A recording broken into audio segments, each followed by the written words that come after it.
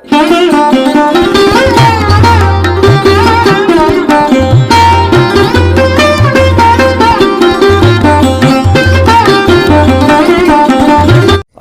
अपहर्तारम दातारम सर्वसंपदाम लोकाभिरामम श्री रामम भूयो भूयो नमाम्यहम्। प्यारे मित्रों, जय सिया राम, जय माता दी। प्यारे मित्रों, आपसे चर्चा करते हैं कार्तिक मास के 22वें अध्याय की पावन कथा।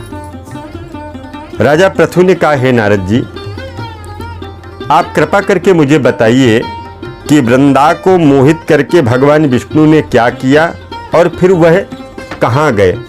जब सब देवता स्तुति करके मौन हो गए तब भगवान शंकर ने प्रसन्न होकर के देवताओं से कहा, हे ब्रह्मा आदि देवताओं, जलंधर तो मेरा ही अंश था और उसे तुम्हारे लिए नहीं मारा।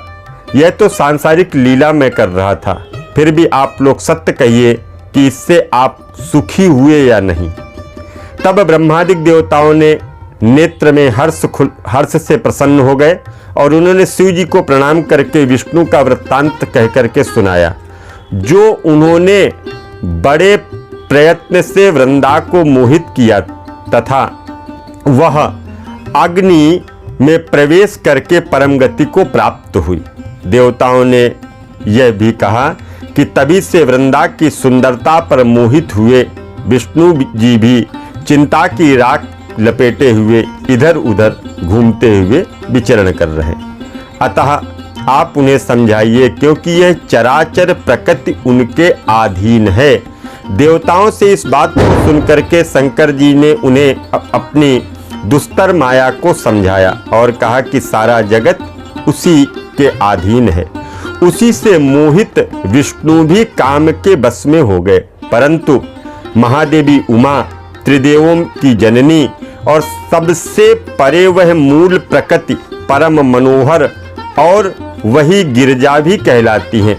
विष्णु का मोह दूर करने के लिए आप सब उनकी शरण में जाइए। यदि वह प्रसन्न हो जाएंगी तो सबका सब काम हो जाएगा। शंकर की आज्ञा से सब देवता मूल प्रकृति को प्रसन्न करने के लिए चल पड़े और उनके पास पहुंच करके उनकी बड़ी प्रार्थना की।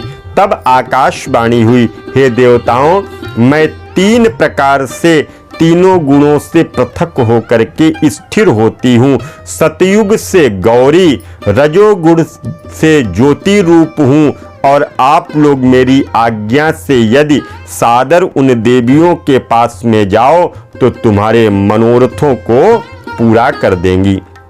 यह सुनकर के देवताओं के नेत्र खुल गए और वह भगवती का आदर करते हुए गौरी, लक्ष्मी और सरस्वती को हाथ जोड़ करके प्रणाम करने लगे। सब देवताओं की भक्ति पूर्वक प्रार्थना से सब देवियां वहां पर प्रकट हो गईं और तभी देवताओं ने खुश होकर के निवेदन किया।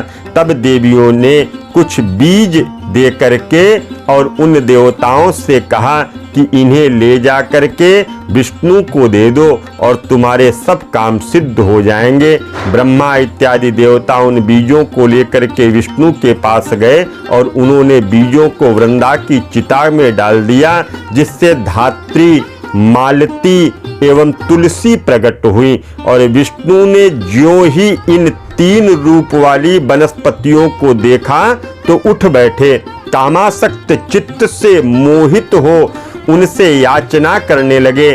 धात्री व तुलसी ने उनसे प्रीति की तो विष्णु सारा दुख भूल करके देवताओं को नमस्कृत करते अपने लोक को चले गए। वह पूर्ववत सुखी हो शंकर का स्मरण करने लगे।